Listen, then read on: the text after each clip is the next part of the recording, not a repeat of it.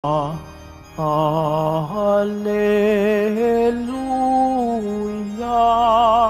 hallelujah.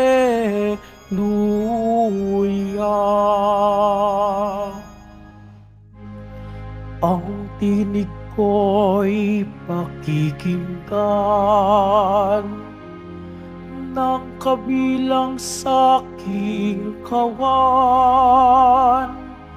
Ako'y kanilang susundan. Hallelujah, hallelujah, hallelujah,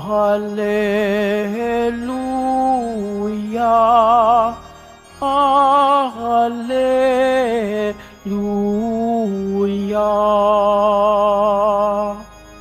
Sumainyo ang Panginoon. At sumaiyo rin. Ang mabuting balita ng Panginoon ayon kay San Marcos. Papuri sa iyo, Panginoon.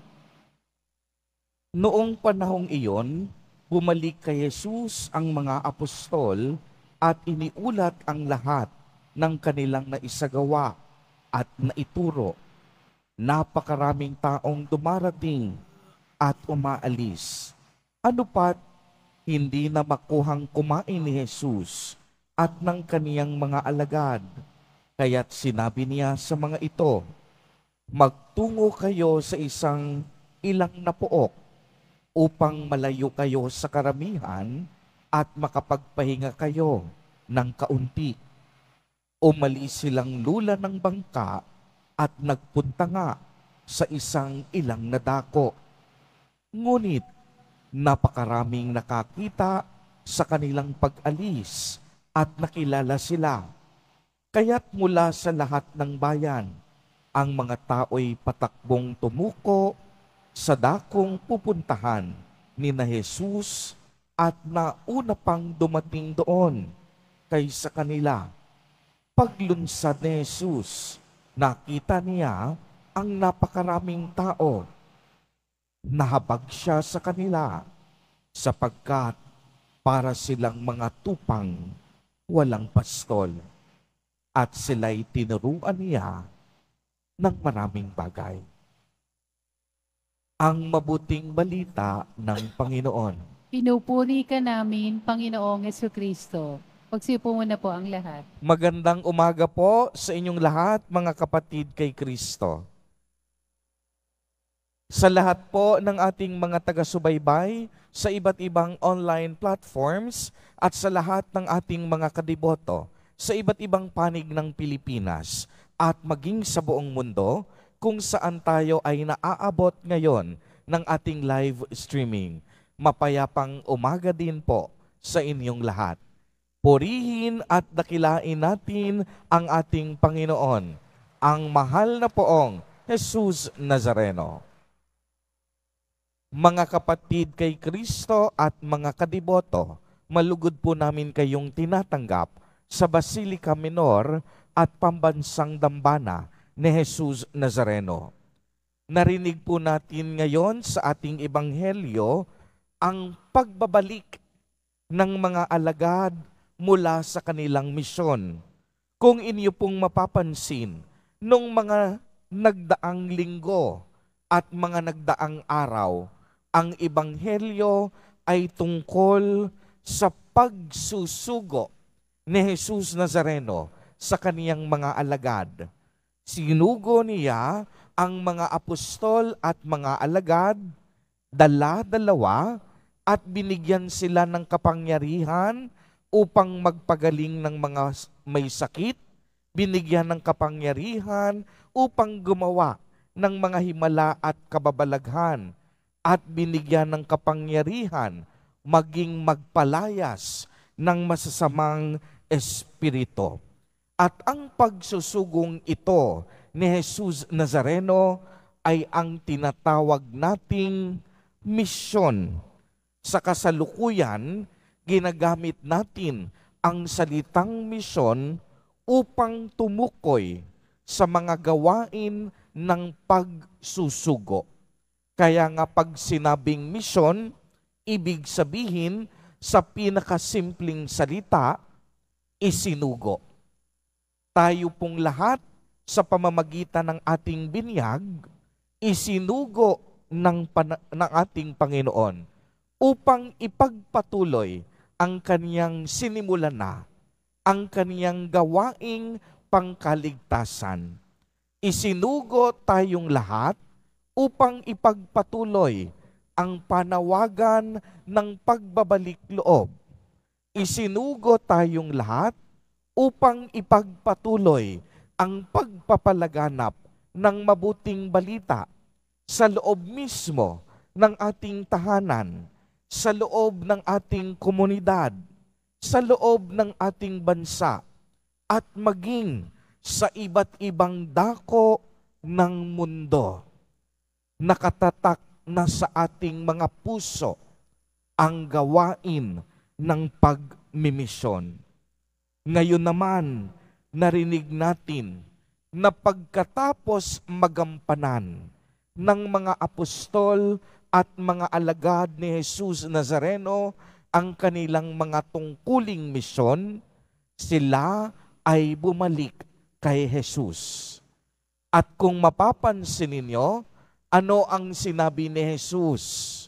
Magpahinga muna kayo, magtungo kayo sa ilang napuok, at doon kayo manatili. At ganito nga ang ginawa ng mga apostol, lulan ng bangka. Ngunit maliwanag nating narinig, napakaraming tao sa mga panahong iyon. Kaya ang mga tao narinig ang mga ginawa ng mga alagad at apostol. Kaya naman, nauna pa sila sa ilang napuok upang sa gayon, humingi rin ng tulong upang sila'y mapagaling. At anong sinabi ni Jesus Nazareno? Nahabag siya sa mga taong ito sapagkat para silang mga tupa na walang pastol. Kaya nga ang hamon sa atin, sa ating ebanghelyo sa araw na ito, dalawang mahahalagang punto. Una, katapatan. Maging tapat tayo sa misyong ipinagkatiwala sa atin ni Jesus Nazareno. Buong puso tayong tumupad sa ating mga tungkulin bilang mga Kristiyano at bilang mga Katoliko. Buong puso tayong maging instrumento ni Jesus Nazareno para sa pagbabago ng tao, para sa ating pagpapakabuti, at para sa panawagan ng pagbabalik loob. Bigyan po natin ng sapat na panahon at atensyon ang mga gawaing ito na magdadala sa atin sa kaligtasan.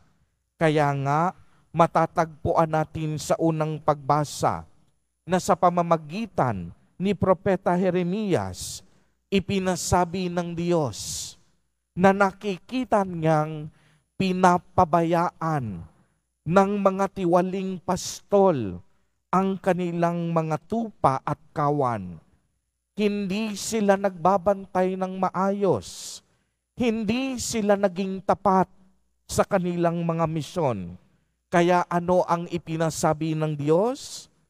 Muli siyang maghihirang at magsusugo ng isang tunay na pastol na tunay na magmamalasakit at mangangalaga sa kanilang kawan. Isang sugo na magiging tapat sa kanyang pangakong paglilingkod. Isang sugong ibubuwis pati ang kanyang buhay alang-alang sa kanyang mga tupa. At ang mabuting pastol na ito ay walang iba kung hindi si Jesus Nazareno na isinugo ng Diyos Ama sa atin. Siya ang tinutukoy sa unang pagbasa. Ito ang pangalang itatawag sa kanya. Ang Panginoon ay matuwid. Kaya tulad ni Jesus Nazareno na siya namang nagsugo sa ating lahat, maging matuwid at maging tapat din tayo sa misyon na ipinagkatiwala sa atin. Ikalawang punto, habag at pagmamalasakit. Bagamat oras na ng pamamahinga, sinundan pa rin sila ng napakaraming tao. At si Jesus Nazareno, hindi niya ipinagtabuyan ang mga tao. Hindi niya sinabing, magpapahinga muna kami, pagod na kami, maawa naman kayo sa amin. Anong ginawa ni Jesus Nazareno? Naawa at nahabag siya. Kaya ipinagpatuloy niya ang gawain ng pangangaral at pagpapagaling. Di po ba't ganito din ang narinig natin sa Ebanghelyo noong nakaraang Biyernes? Sinabi ng Panginoon, habag ang ibig ko at hindi hain. Ang ibig sabihin noon, mas magiging makabuluhan ang araw ng pamamahinga kung tayo ay gagawa ng mga bagay na mabuti. Kung hindi tayo titigil sa ating paggawad ng paglingap at pagmamalasakit, dahil ang kabutihan walang oras na pinipili. Ang paggawa ng mabuti dapat tuloy-tuloy at walang patid. Kaya nga anong sabi sa ikalawang pagbasa mula sa sulat ni Apostol San Pablo sa mga taga-Efeso?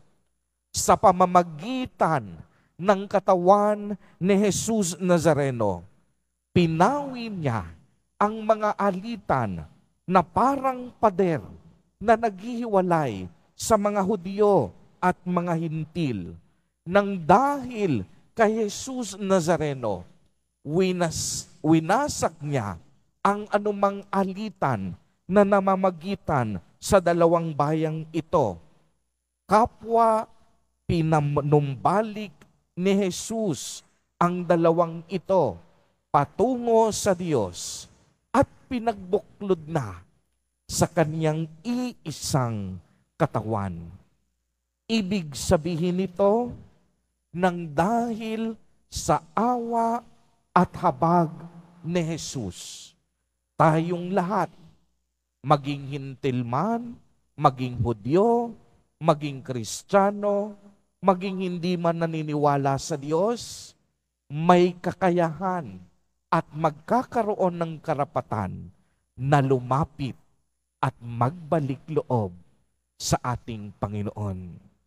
Hindi dahil mabuti tayo, hindi dahil magaling tayo, kung hindi dahil ang Diyos matuwid, dahil ang Diyos punong-puno ng awa at punong-puno ng habag.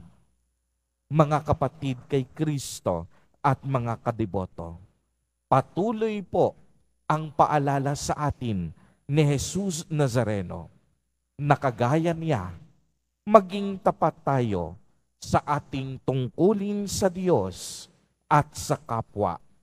Huwag sanang maubos ang ating habag at pagmamalasakit sa ating kapwa, lalong-lalo na sa mga mahihirap at nangangailangan. Amen. Purihin at dakilain natin ang ating Panginoon, ang mahal na poong Jesus Nazareno.